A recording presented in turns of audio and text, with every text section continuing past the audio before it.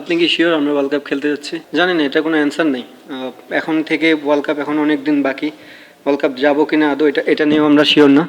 So টি-20-র জন্য এটা ideal wicket না, আমি এটুকু বলতে পারি। ওয়ার্ল্ড কাপের জন্য কিনা এটা আমি জানি না। কোয়ালিফায়ার ম্যাচ বেটার উইকেট আশা করছিলাম। আজকে থেকে খেলা শেষ, বিন্দাস থাকবো রুমে। আর কি, রিকভারি তো দরকার আছে, কারণ অনেক পরিশ্রম গেছে এই কয়েকটা ম্যাচ কন্টিনিউ, অনেক তাড়াহুড়ার মধ্যে আমরা কোনো ব্রেক পাইনি, প্লাস রিকভারি কোনো টাইম ছিল না। আপনি যখন ইন্টারন্যাশনাল ক্রিকেট খেলেন, একটা গেম খেলেন, দেন ব্রেক পান, রিকভারির সময় থাকে, স্ট্রেংথ অর্জনের সময় থাকে, বাট হোল বিপিএল আমার মনে হয় না কেউ এই সুযোগটা পেয়েছে। স্পেশালি রংপুর টিম তো একদমই পায়নি, কারণ আমরা ব্যাক টু ব্যাক অনেকগুলো গেম খেলেছি। আনফর্চুনেটলি কোয়ালিফায়ার থেকে বাদ পড়ে গেলাম।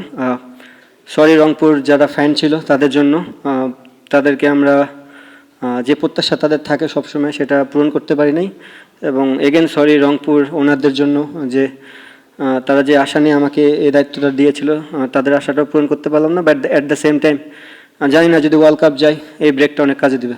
টাফ দেখে দুইটা টিমই তো স্ট্রাগল করছে, এমন না যে ওরা 10 ওভারে গেম জিতছে, লাস্ট বলে যায় গেম জিতছে এবং 6 রান লাগতো, তার মানে বুঝাই যাচ্ছে যে উইকেটটা টাফ।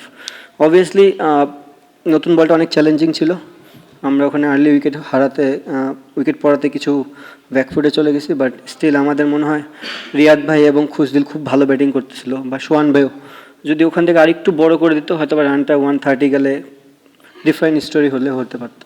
যারা 23 তারিখ থেকে খেলা শেষ করবে, তারপর যদি বিশ্বকাপ হয় 7 তারিখে শুরু হবে, তাহলে 7 আর 23 থেকে 7 14 দিন মেন্টাল অনেক সুযোগ থাকবে আমাদের চিন্তা ভাবনা করার।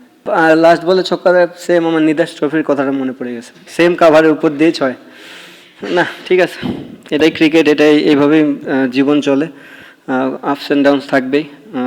জিততে পারলে তো ভালো হতো, এখন পারি নাই, কিছু করার নেই। ক্রিকেটের জন্য আমার মনে হয় টি-20 ফরম্যাটটা, আমি বলবো না যে একদম আইডিয়াল না, বাট কোয়ালিফায়ার ম্যাচ আপনি তো মানে এমন একটা সিচুয়েশনে গেম খেলতেছেন, ডু অর ডাই, আপনি সম্পূর্ণ বলার ফেভারে দিয়ে গেলেন, তাহলে তো ক্রিকেটটা হলো না।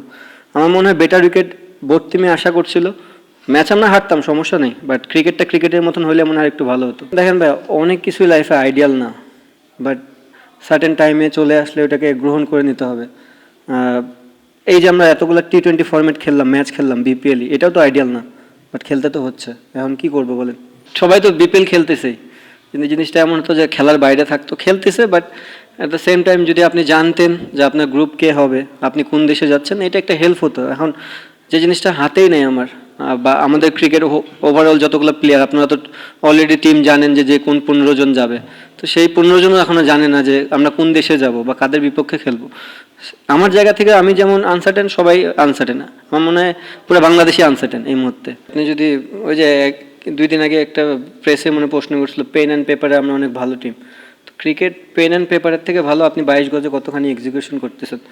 পেন অ্যান্ড পেপারে আমরা ব্যাটিং বোলিং ভালো, আমরা ফিল্ডিংয়ে খারাপ। সো ম্যাক্সিমাম ম্যাচই তো আমরা ফিল্ডিং অনেকটা আমাদের ভুগিয়েছে। সো আজকের দিনেও দেখবেন আমরা অনেকগুলো এক্সট্রা রান দিয়েছি, আমাদের হাত থেকে রান নিয়ে নিয়েছে।